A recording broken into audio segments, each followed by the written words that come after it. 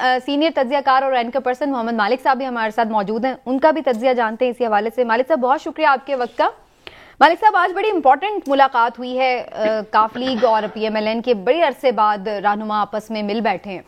आप समझते हैं कि जो इनका आपस में एक तल्ख माजी रहा है, माजी करीब जो है वो तल्ख रहा था, उसको भुला कर आगे चल सकते हैं ये दोनों रहनुमा अगेंस्ट इमरान खान साहब, या फिर ये आगे की कोई पेशबंदी हो रही है?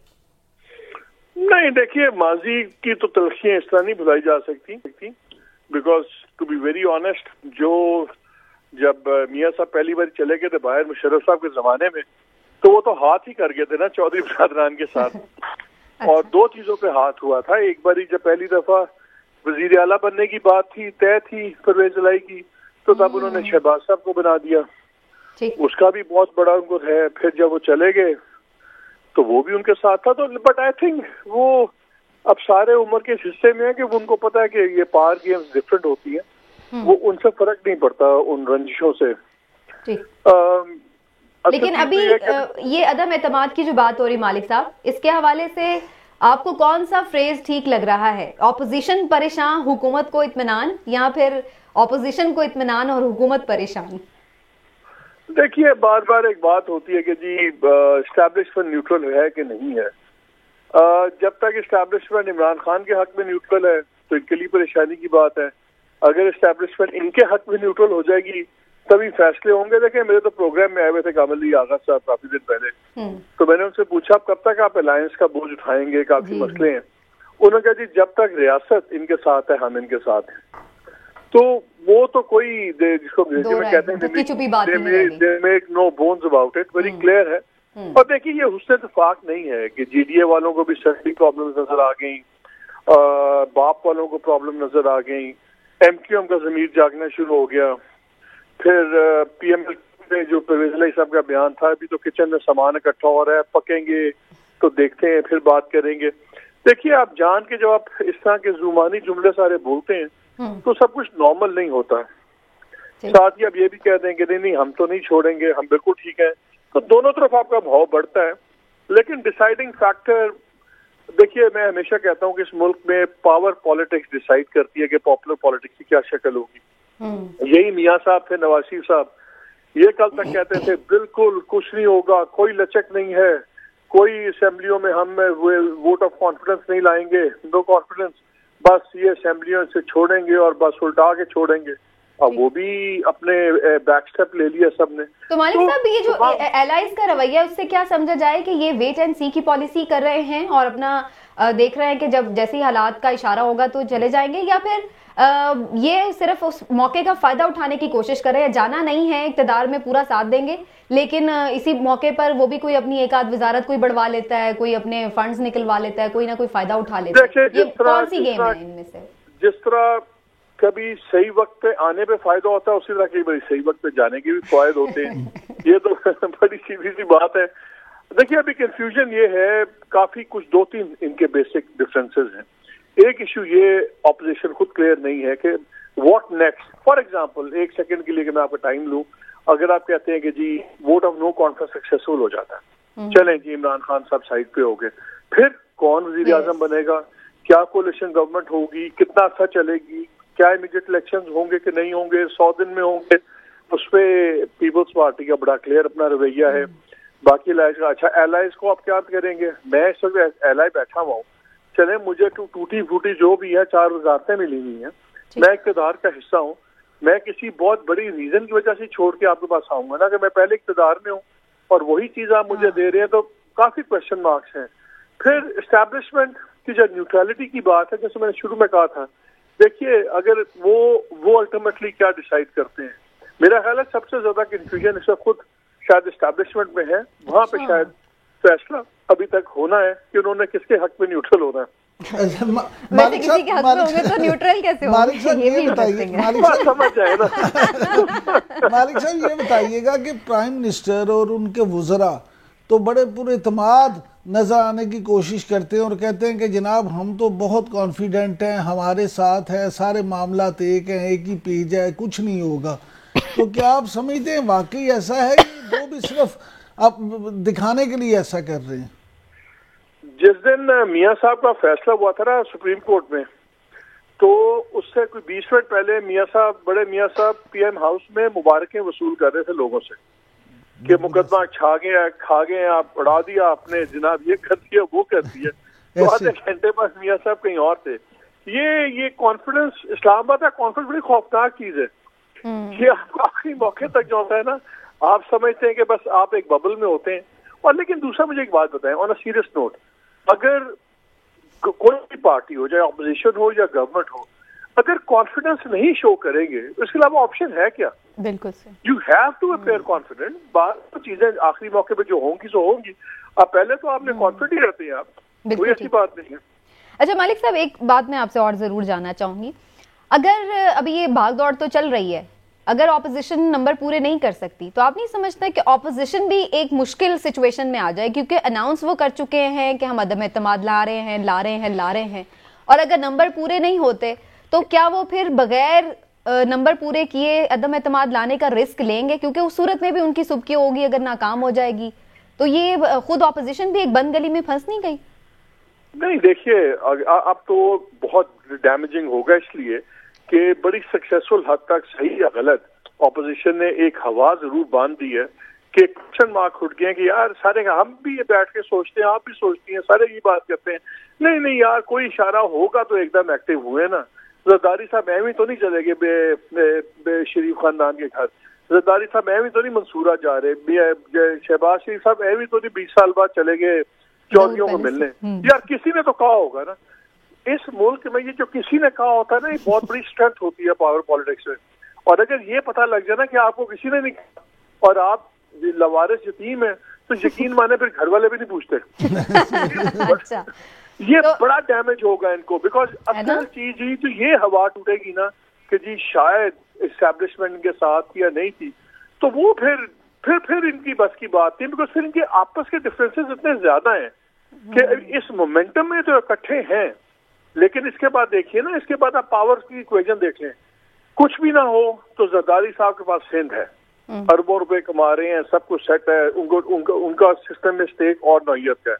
मियाँ साहब को सजाएं हुई हुई हैं, बाहर भागे हुए हैं, भाइयों को भी सजा हो सकती है, खानदान पे सकती है, उनका स्टेक और किस्म का है। फजलुर रहमान पावर में नहीं है, वो बिल्कुल इरेलेवेंट है, उनके स्टेक्स और हैं। फिर इनके स्टेट्स की नेचर इतनी मुख्तलिफ है कि फिर किसी चीज पे यूनिफाई नहीं हो पाएंगे कुछ अर्से बाद, फिर इनको इमरान खान इनको टक्कर जाएंगे। बिल्कुल सही, और ये फिर ज्यादा प्रॉब्लमेटिक होगा। हिलाली साहब भी कुछ ऐड करना चाह रहे हैं? जी हिलाली साहब।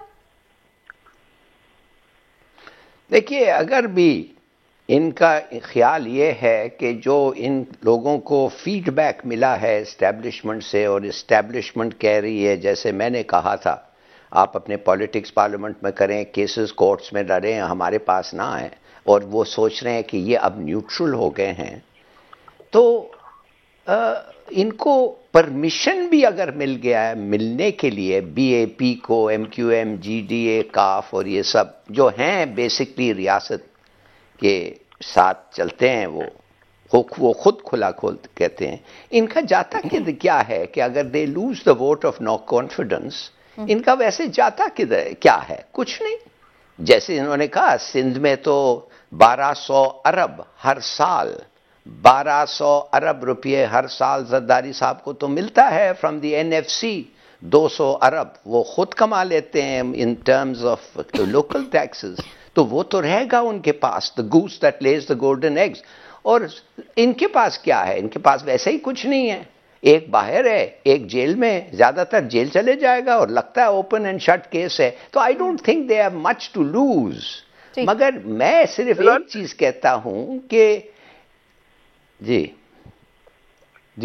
मालिक साहब, इनका जो अभी तक एक जो बहुत बड़ा खतरा है, अभी तक इनका कैंप इंटैक्ट था, अभी तक जेन्युइनली कोई इनके लोग तोड़ने की ना किसी ने साजिश की थी ना कोशिश की थी।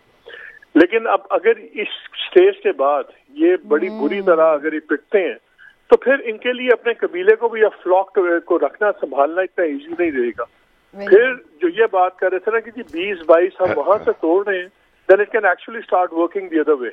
बिल्कुल सही, और इसके कुछ हमें इशारे मिल भी रहे हैं, अभी भी कुछ लोग एक डिफरेंट बात कर रहे हैं। जी चलिए हिलाल साहब आप कर लीजिए। एक चीज मैं कह दूं, लास्ट सेंटेंस मेरा ये होगा कि मैं समझता हूं कि वाकई अगर ये कॉन्फिडेंट थे कि इनको वो नंबर्स आ जाएंगे और मिल जाएंगे, तो मेरा ख्याल है अब तक इन लोगों ने कुछ प्लान दिया होगा अवाम को कि भाई हम आने वाले हैं इंशाअल्लाह, और जब हम आएंगे, जब हम पावर में होंगे, आपकी तकलीफात को इस तरीके से हम खत्म करेंगे. You know that shows that they have thought about coming. It shows के you know that's a real possibility. क्या मेजर वो मेजर्स लेंगे? प्राइम मिनिस्टर कौन बनेगा? ऑल्टरनेट देना पड़ेगा. बिल्कुल प्राइम मिनिस्टर भी कौन बनेगा?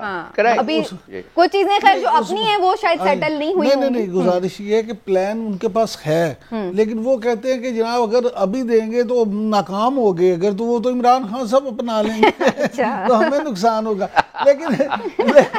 लेकिन मालिक साहब मुझे ये बताइए, एक ये इत्तेहादियों की अभी जो बात हो रही थी, तो शायद इल्म में होगा कि जो यहाँ पे इन्होंने बनाया था पंजाब में तहरीक इंसाफ में हम ख्याल ग्रुप, जो पार्लियामेंट सुप्रीम ग्रुप चीना साहब की और उनकी क़यादत में, आपको पता है कि उन्होंने भी इजलास बुला लिया, और कल कर्नल जरफर जो है जंग से जो MP हैं, पार्लिमानी सेक्रेटरी भी हैं तहरीक इंसाफ के, उनके घर पे इशाइया है, और वो लोग भी फिर इकट्ठे हो रहे हैं. और मेरी खुद उनसे बात हुई है उनके एक सीनियर मेंबर से, और उसने कहा कि जनाब हम भी ये सोच रहे हैं कि अब हमने क्या करना है. तो अगर तहरीक इंसाफ के अंदर ये सोच पैदा हो गई है, तो आप नहीं समझते कि इत्तेहादी भी इस वक्त ये तो ज़रूर सोच रहे होंगे ना कि हम जो सियासत हमने ये करनी थी, अब बैगेज अगर बन गया, अगर अब ये इस महंगाई ने और सारे मामले ने इमरान खान साहब को उस तरह से डैमेज किया है, तो हम भी अगर यहाँ साथ रहे तो मज़ीद डैमेज हो जाएंगे. इसलिए इस डैमेज से बचने के लिए हम दोबारा नई टोकरी में चले जाएं.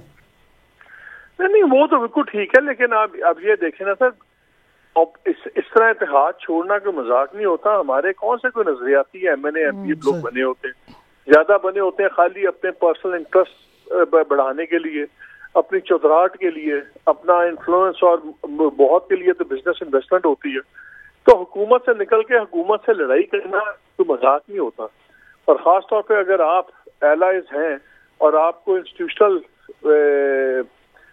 वजह से आप एलाइज बने हो, तो फिर आप एक टाइम पे इंस्टीट्यूशन की नाराजगी और हुकूमत दोनों की नाराजगी नहीं ले सकते. ये कोई नेल्सन मंडेला नहीं है जो सारे बैठे हुए हैं. इनमें से आधे से ज्यादा तो 2 नंबर है जिनका किसी ने 18 मुकदमे हैं.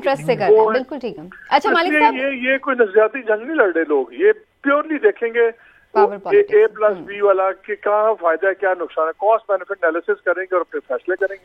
लेकिन मालिक साहब, जो आपने ये कहा ना कि दोनों तरफ से है, तो मैं ज़ाती तौर पे ये समझता हूँ कि ये हुकूमत की नाराजगी तो ले सकते हैं, लेकिन इंस्टीट्यूशन की नाराजगी नहीं ले सकते. इसलिए ये उनका मूड देखेंगे और उसके बाद फैसला कर लेंगे. I agree with you. I totally agree with you.